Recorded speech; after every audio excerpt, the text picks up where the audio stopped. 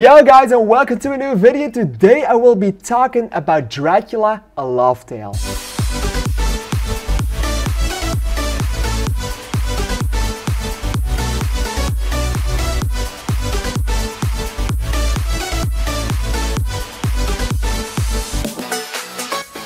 Alright, Dracula, a Love Tale is a movie I was quite hyped for to actually go and watch, because when I went to America, this was one of the first movies I missed with a Belgian release date of end of July or July 23rd, something like that.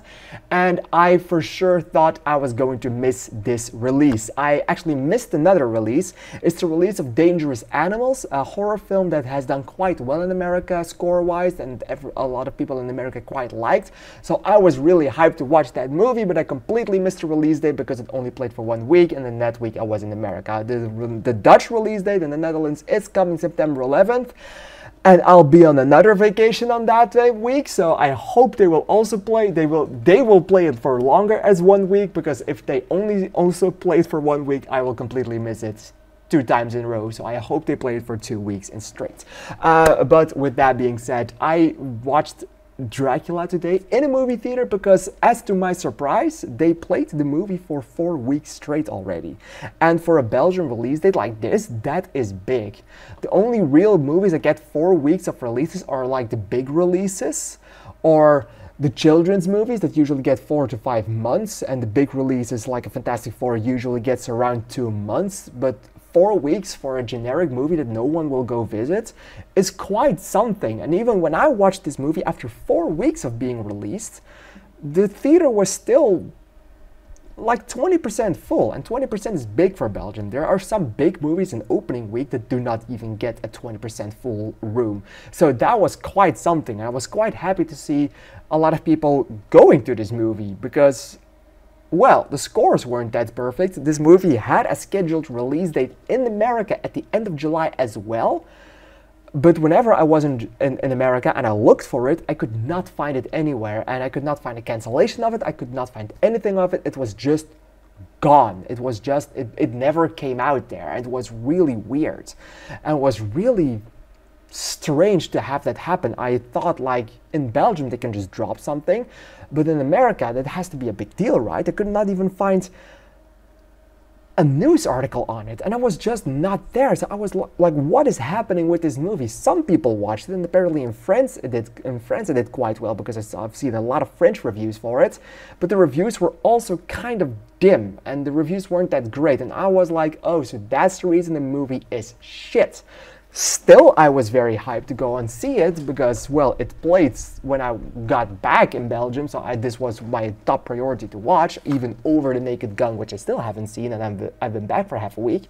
So yeah, I got to watch this movie, and having low expectations but high hopes for this movie, I have to say that even though I wasn't really familiar with the Dracula story, and I wasn't really familiar with what this movie was going to tell, I have to say that I thoroughly enjoyed this movie. I thought it was pretty damn fucking good. And yes, let's just get it straight out of the way. I think I just really like Bram Stoker's Dracula story, the original story for Dracula that's originated in the 1870s, I think, maybe 1830s, I think 1870s. It's a very old story. And of course, Nosferatu, let's just get it out of the way. Yes, it's exactly the same story as Nosferatu, but Nosferatu is based upon Dracula, so that is kind of logical.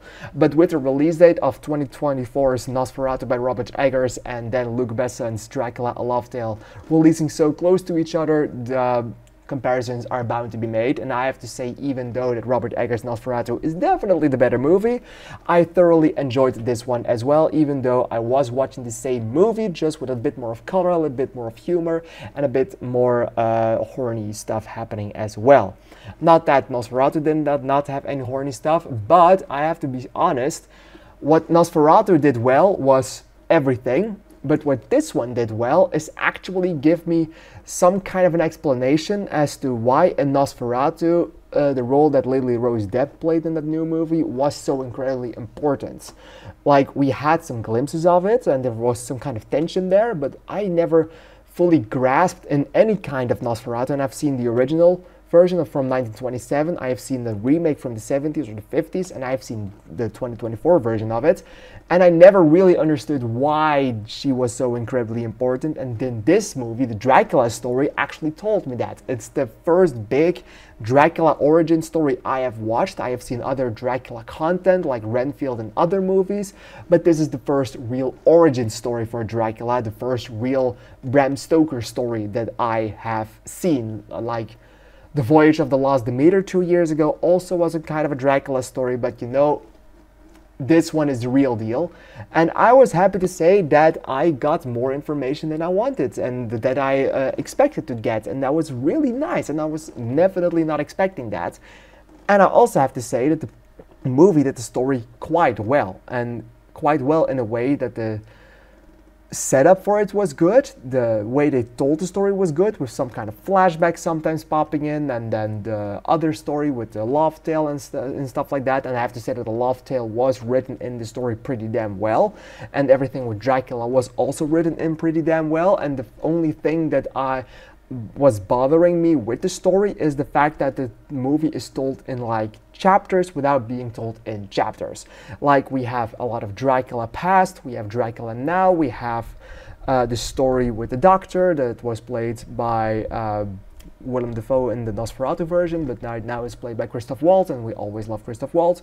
We have that story, we have the past, what happened in between all those years, and it feels like it's written, like it's told in chapters, like you could call it episodes. It's not splintered throughout, and I'm quite happy that it did that, but it's also written in a weird way where you kind of forget some of these other stories, and then you are like, okay, what happened to them again? And then they cut back to them, and it's just like, okay, we are now in a different place. That is something that bothers me a bit with the story, but overall I definitely fucking like the story. Caleb Landry Jones is an actor I just think is weird, and I really don't often enjoy movies with him. I enjoy the roles he plays, and I do think he's a phenomenal actor, but he's not an actor that grasps my heart. Like, I have seen Dogman, and I loved Dogman for what it told and what it was, but the acting of Caleb Landry Jones and just him in general weirded me out up to the point where I didn't like Dogman as much as I hoped. So whenever I noticed that he was the lead role, I of course knew Caleb Landry Jones will play Dracula, and that didn't fully click with me. So when I saw his face in the movie, I got scared, and I have to say that again in this movie, he does it in a phenomenal way. He is a phenomenal actor.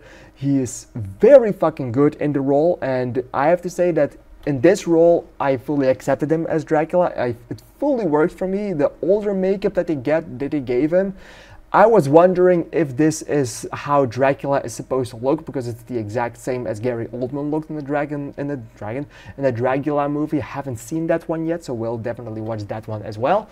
But it felt kind of the same, but it kind of also really worked. And his chemistry with the other actress that plays his wife, that plays Elisabetta, and of course the other future girl, that's pretty damn good, and I loved what they did with that, and it filled in the gaps perfectly as the story of Nosferatu, what I still had. So yes, in the end, I have to say that I most definitely really enjoyed this movie, even though the story was sometimes a bit choppy, and even though the movie was, because of the way it was being told in those chapters, also is quite a bit too long. It's 2 hours and 10 minutes, could have been shortened down, could have been a perfect 1 hour and 40 minutes movie, maybe even 1 hour and 50 minutes, but definitely not more than that, because that, oh Jesus Christ, my cat was at my feet, it scared the shit out of me.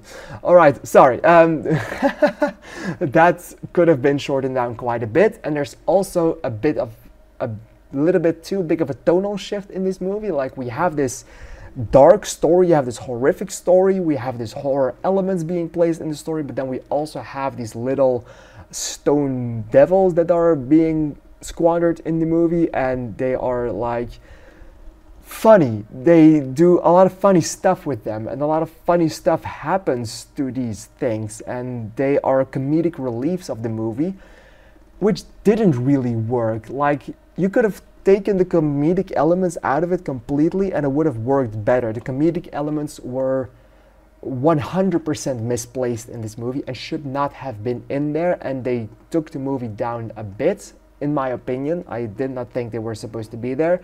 With that also comes some wonky visuals on those, because I feel like they did not have a big enough budget to make them look as real as they hopefully could.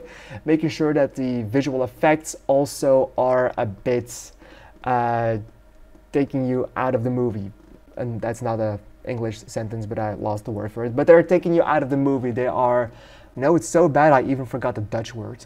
I literally asked ChatGPT what the word was, but the word I was looking for is interrupted. And yeah, the visuals interrupt the general flow of the movie and disrupt your immersion to the movie, and well, they could have been better, and then the movie would have been better as well. Maybe the shorter runtime would have left some budget for making that look better. So there's that. So definitely not a perfect movie, but in my opinion, a very, very, very solid retelling of this Dracula story. And even though a lot of people did not like this one, I am definitely on the field of liking this one.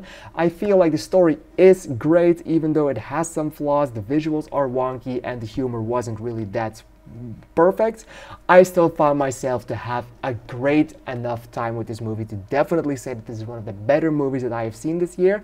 So in the end, I'm going to give Dracula 4 stars in the heart. How did you like Dracula A Laugh Tale? Please let me know in the comments down below, because I'm really excited to hear your opinion on it. I want to thank you for watching, and I would like to see you in the next video. Thank you and bye bye.